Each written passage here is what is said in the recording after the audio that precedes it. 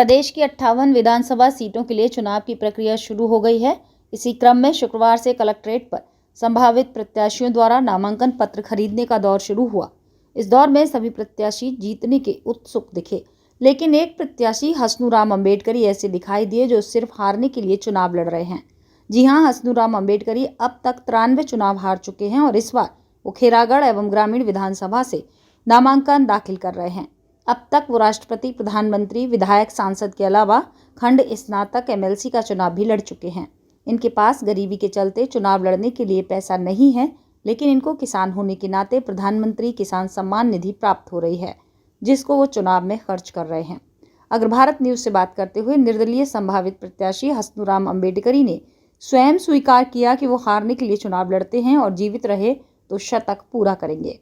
मैं अब तक सारे पदों के लिए, देश में होने वाले चुनाव सारे पदों के लिए 93 इलेक्शन लड़ चुका हूँ और इस वर्ष मैं जो 92 खेरागढ़ विधानसभा से चुनाव लड़ रहा हूँ तथा 90 ग्रामीण से, 2 आगरा उत्तर प्रदेश में 2 विधानसभा से मैं हसनूराम अम्बेडकरी चुनाव 2 स्थानों से लड़ा। क्या मकसद है आपका, बार बार चुनाव लड़ते हैं? मेरा मकसद है केवल हारने का।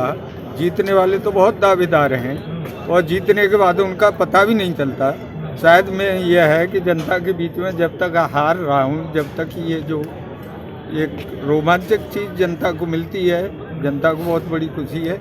और जीतने का तो प्रश्न है ही नहीं, क्योंकि आधुनिक युग में जो चीज़ भ्रष्टाचार चरम सीमा से ऊपर निकल गया, उसमें सत्य को बहुत दबाया जा रहा है और सत्य को अगर आगे बढ़ाया जाए तो उसे जो जनादेश नहीं मिलता, सत्य व्यक्ति को जनादेश नहीं मिलता, क्योंकि उसके दिल और दिमाग की जो खरीदारी की जाती है वो जो सारे ये पैसे से की जा रही है।